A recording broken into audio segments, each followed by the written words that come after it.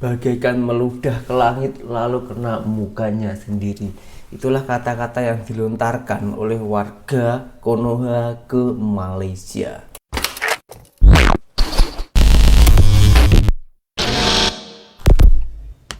Hai, halo geng, assalamualaikum warahmatullahi wabarakatuh. Berjumpa kembali dengan saya Zainal Satori. Sebelum video ini saya mulai, gimana kabarnya kalian semua? Semoga semua yang menonton video ini baik-baik saja, dimurahkan rezekinya, selalu berpikiran yang positif dan dijauhkan dari mara bahaya oleh Tuhan yang Maha Esa.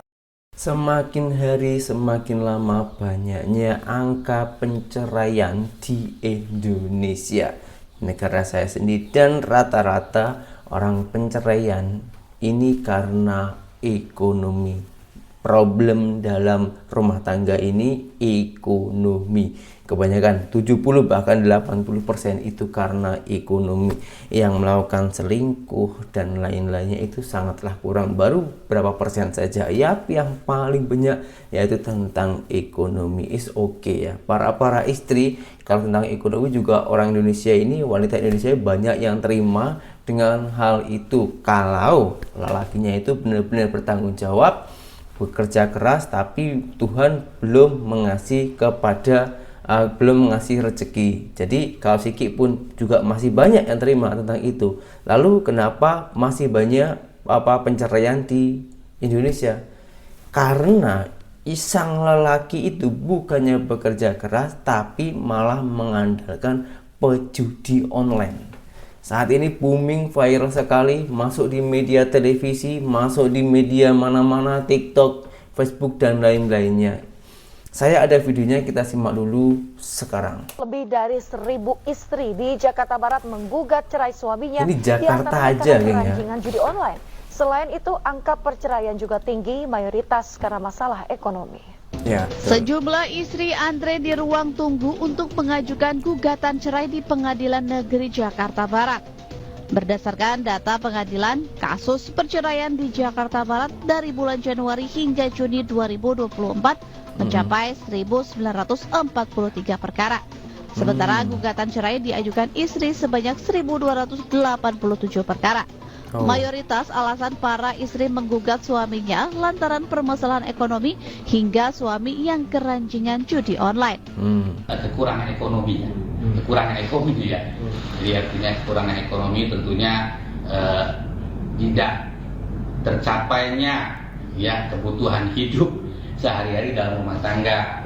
Artinya tidak tercapainya pemenuhan kebutuhan hidup dari sang suami terhadap istri, gitu kan. Bahkan istrinya juga ikut bekerja, ternyata memang juga tidak tertutupi, gitu kan. Judi online hingga pinjaman online memperparah kondisi ekonomi keluarga. Tak hanya itu, ketagihan judi online juga bisa berdampak kepada meningkatnya angka kriminalitas. Ya wajar aja kalau seorang istri itu menggugat penceraian karena memang tak dinafkahi dan perempuan itu mencari rezeki sendiri, bekerja sendiri untuk memenuhi kebutuhan hidupnya.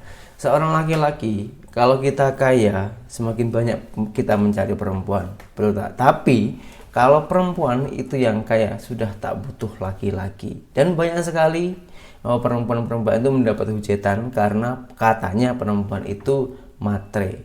Bukannya matre, tapi karena kebutuhan. Memang perempuan itu tak diwajibkan untuk bekerja. Yang bekerja itu seorang laki-laki. Perempuan itu hanya dituntut untuk kesetiaan. Tapi kalau laki-laki dituntut sebagai orang yang paling bertanggung jawab dan menanggung semuanya apa yang dilakukan oleh kita dan juga pasangan kita. Berat mana? Sama-sama berat sebetulnya. Semua itu tergantung kita. Karena banyaknya warga Konoha itu mengatakan ke Malaysia itu judi online diresmikan. Banyaknya judi online di Malaysia, katanya macam itu. Tapi saya tak pernah nampak pun orang-orang yang melakukan macam itu lalu kena tangkap, ataupun yang kena itu pun yang non-muslim. Non-muslim itu memang ada, saya akui di sana itu memang ada di Malaysia, geng. Tapi kalau orang muslim di sana itu langsung ditangkap, langsung di penjara kalau di sana, geng. begitu ketatnya. Lah yang mengatakan itu orang Indonesia sendiri ini bagaikan meludah ke langit lalu kena mukanya sendiri.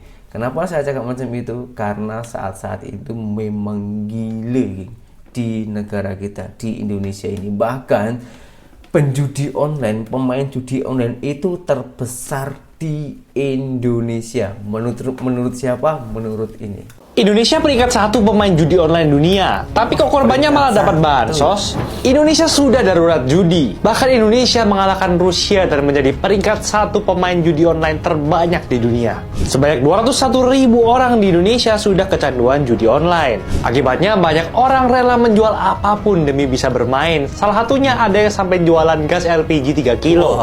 Pengen deposit sampai ngejual ini gas 3 kilo. Gas 3 kilo. Beneran bang, asli. Gas 3 kilo. Selain menjual barang-barang, banyak dari mereka juga tidak bekerja dan pinjam uang ke teman bahkan pinjol. Karena bisa membuat masyarakat menjadi miskin, Kementerian Koordinator Pembangunan Manusia dan Kebudayaan mengusulkan agar korban judi online bisa mendapatkan bansos. DPR juga sudah menyetujui, namun banyak netizen berkomentar kalau kebijakan ini salah sasaran, karena korban judi online dianggap tidak pantas menerimanya. Namun Pak Muhadjir Effendi selaku Menko PMK mengklarifikasi kalau yang mendapatkan bansos bukan pelakunya, tetapi korbannya yaitu keluarga dan orang terdekat yang dirugikan secara material, finansial maupun psikologis. Menurut saya yang harus dikasih itu orang-orang yang miskin dulu, bukan korban judi online.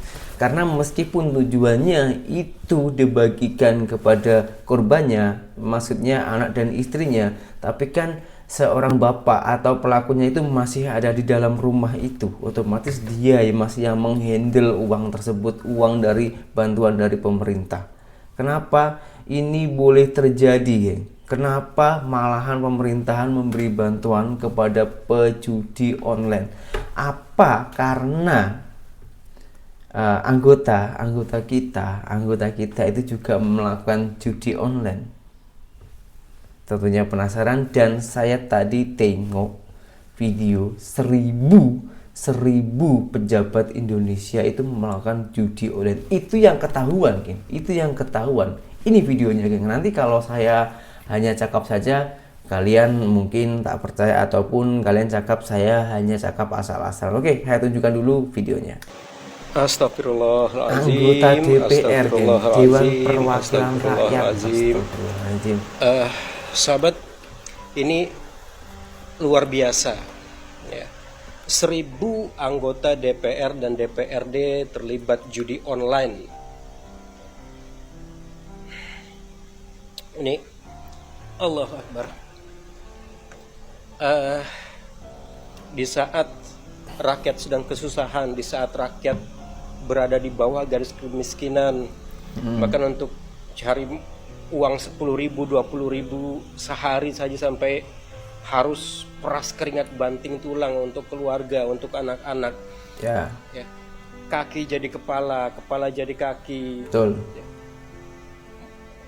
Pejabat di atas asik main judi online. Gila, geng. Apa yang ada dalam pikiran mereka gitu ya. Karena tidak habis pikir dan nggak tahu sebenarnya apa gitu yang ada di pikiran mereka, orang-orang di atas itu apa gitu. Sementara mereka dipilih kan seharusnya untuk mensejahterakan rakyat gitu. Mensejahterakan mereka yang telah memilihnya untuk duduk di kursi parlemen gitu. Ya, tetapi ini malah asik main judi online. Di saat rupiah sekarang sedang terpuruk, ekonomi sulit ya, bahkan rupiah sampai dengan tembus 16.000 lebih. Astagfirullahaladzim, astagfirullah, ya Allah. Cakep, bagus, luar biasa kelakuan para pejabat ini gitu ya. Maka di tengah ekonomi sulit ini ya, di tengah kelakuan para pejabat anggota DPR DPRD ini akhirnya berimbas kepada rakyat ya. Rakyat pun akhirnya mencoba mencari jalan pintas dengan melakukan pinjaman online, dan akhirnya tindak kriminalitas pun akan semakin tinggi, angka bunuh diri pun akan semakin tinggi. Kenapa? Karena rakyat tuh dihimpit oleh berbagai macam masalah.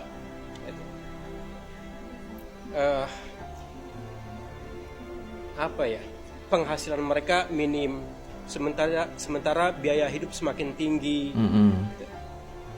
Ditambah lagi kelakuan para pejabat seperti ini. Astagfirullah. Sahabat semua, ini adalah merupakan bukti bahwa sistem demokrasi itu tidak bisa mensejahterakan rakyat. Ini adalah bukti bahwa sistem kapitalisme itu hanya akan membuat rakyat sengsara. Ini adalah bukti bahwa sistem sekularisme itu adalah sistem kufur. Maka sahabat semua, solusinya hanya satu sebenarnya. Solusinya hanya satu, Islam. Solusinya cuma satu. Apa? Islam, syariah Islam. Syariah Islam itu akan membawa sebuah kebaikan bagi umat manusia. Kenapa? Karena sekali lagi bahwa Islam itu adalah agama yang rahmatan lil alamin, membawa rahmat bagi seluruh alam. Sahabat semua, yuk kita kembali lagi buka lembaran sejarah, kita lagi buka bagaimana Islam itu mengatur sistem kehidupan kita secara detail, secara rinci. Yuk kita kembali lagi kepada syariah Islam, kita kembali lagi kepada hukum Quran dan Sunnah. Astagfirullah. Ini cukup menjadi sebuah pelajaran, ini cukup menjadi sebuah bukti bahwa sistem apapun selain sistem Islam hanya akan membawa pada kerusakan, hanya akan membawa pada kesengsaraan yang tidak bertepi. Sahabat semua, yuk kita kembali lagi kepada sistem Islam, kepada syariah Islam secara kafah dalam naungan institusi Daulah Khilafah Islamiyah. Dan sistem ini telah terbukti ditulis dengan tinta emas, dan telah berhasil memakmurkan peradaban manusia lebih dari 10 abad lamanya. Sistem ini adalah sistem yang dicontohkan oleh baginda Nabi Rasulullah Muhammad SAW dan dilanjutkan oleh para Khulafaur Rasyidin dan para khalifah setelahnya. Seperti itu. Ya, sahabat semua, masih betah dengan kondisi seperti ini? Sebuah renungan, sahabat. Assalamualaikum warahmatullahi wabarakatuh. Seorang anggota DPR, geng, Dewan Perwakilan Rakyat, yang seharusnya itu melindungi rakyatnya, memberikan contoh rakyat-rakyatnya agar kita ini boleh maju, boleh makmur setidaknya ya. Tapi malahan beliau itu membuat hal-hal yang negatif, bahkan melakukan yang dilarang oleh negara. Kalau macam ini sampai bila kita ini maju? Sampai bila negara Indonesia ini makmur, geng? Kalau hal-hal macam itu masih ada, dan saya sangatlah setuju kalau semua itu tergantung pada iman kita, agama yang harus dikuatkan. Kembali lagi saya menarik nama Malaysia. Kenapa di Malaysia sana itu meskipun perjudian resmi ya, geng, besar di Genting Highland itu ya, itu pun besar, tapi di sana itu tak ada orang yang muslim. Rata-rata di sana itu yang non muslim. Meskipun ada yang muslim, mungkin yang muslimnya itu hanya setengah-setengah, bukan karena dari hatinya, mungkin karena dari keturunan dan dia belum sanggup untuk menjalankan agama Islam. Tapi itu sangatlah sedikit sekali nominalnya di Malaysia. Di Malaysia sana, sekali lagi saya ulang, sangat-sangatlah ketat agama Islam di sana. Indonesia itu juga lebih luas, lebih besar, geng, sebenarnya ya. Tapi kenapa kita masih banyak hal-hal yang macam itu, geng? Kenapa kita tak mencontoh macam negara-negara orang lain yang setidaknya itu diri kita sendiri Kalau kita ini mempunyai kesadaran diri, melakukan kesalahan lalu kita mau menyadari kesalahan yang sudah kita perbuat sendiri, insya Allah kita tak akan melakukan hal-hal yang macam itu, karena itu berdampak bukan hanya diri kita sendiri, berdampak kepada keluarga dan juga rakyat-rakyatnya. Nah, di video selanjutnya, kenapa alasannya orang Indonesia itu mau melakukan judi online, apa mindsetnya orang Indonesia. Dan ini ada salah satu gambaran seorang ustadz Indonesia yang dulunya itu bandar judi dan judi online. Beliau itu meluaskan memberi pencerahan kepada rakyat-rakyat kita yang beragama Muslim agar tak melakukan hal yang macam itu. Macam mana videonya, apa lontaran apa yang dia utarakan, dan pesan-pesan apa yang dia ingin sampaikan, kita tengok dulu videonya. Sekarang pertanyaan, lu main judi nggak? Di sana main. Oh, lu main Main. juga? Tapi hiburan sih. Jadi paling gua ngebet paling gede ya Laktiau doang, 6 juta doang. Asik banget Laktiau asik. Iya. Saya gua bukan yang di sana pilihannya 3 sih, kalau nggak habis karena seksi dancer diporotin, kalau nggak habis karena obat, kalau nggak habis karena judi. Oh, jadi lu cuman have fun doang, Iya, bukan buat untuk bukan yang gila-gilaan baru pertama kali gajian Jicatiau 20 juta sebulan langsung habis di hari itu juga. Teman-teman ada yang kayak gitu. Teman-teman ada yang kayak gitu. Dan kan menang judi itu cuma 2 caranya kok. Satu tuh dikasih sama bandar. Jadi nggak ada tuh gue udah hitung, gue udah jago nih habis ini. Nggak ada, lu lagi dikasih sebenarnya. Lu kartu dikasih, lu suruh kocok sendiri bagian sini aja masih bisa diakalin. Apalagi sekarang tuh di handphone digital kayak gitu. Oh, jadi menang judi ini cuma 2 nih? Yang Antara lu dikasih sama mereka, atau yang kedua, kalau pengen menang ya lu jadi bandar. Udah. Jadi kalau misalkan cuma ngarap-ngarap, depo yuk menang. Enggak, lu enggak lagi menang, lu lagi dikasih. jadi kita berpikir kadang-kadang mindset kita bahwa kita lagi beruntung, kita jago, kita pinter. Sebenarnya itu adalah ilusi yang kita bangun sendiri ya. Iya, dari 10 orang main, 8 kalah 2 menang. Tapi sifat buruknya manusia, mereka ngerasa saya pasti si 2 orang tersebut. Oh, dia mempergunakan psikologi manusia. Dan saya kena dulu. Bandar bang. Balikin duit gua. Banyak dulu gua habis. Nggak dilicikin aja, kadang orang kalah sama nafsunya sendiri. Dia orang main udah menang nggak punya exit strategi kok. Maksudnya gimana? Nggak punya Ya orang main gitu, nggak punya target kapan mesti berhenti gitu. Sedangkan kalau kalah penasaran, apapun dijualin demi ngejar. Giliran akhirnya nutup lagi, masih bisa lebih. Dari awal di dunia investasi aja selalu ada yang namanya exit strategi gitu kan. Kapan kita mesti keluar? Kapan ini kita harus abandon the ship, tinggalin itu semua. Orang main judi kan udah pakai nafsu. Semua video yang saya tayangkan ini bukan berarti ada niatan apa-apa, bukan, melainkan saya ini mengedukasi, memberikan pencerahan agar kita lebih makmur, agar kita lebih maju ke depan lagi, agar kita ini lebih hidup berjaya dan boleh saling menghargai, mempunyai adab, dan kita boleh saling merangkul. Dan pada intinya semua video ini yang saya tayangkan semoga ada manfaatnya, dan berjumpa kembali di video saya yang selanjutnya. Saya Jainal Story, seorang mantan TKI Malaysia. Salam TKI sukses. Assalamualaikum warahmatullahi wabarakatuh. Bye bye.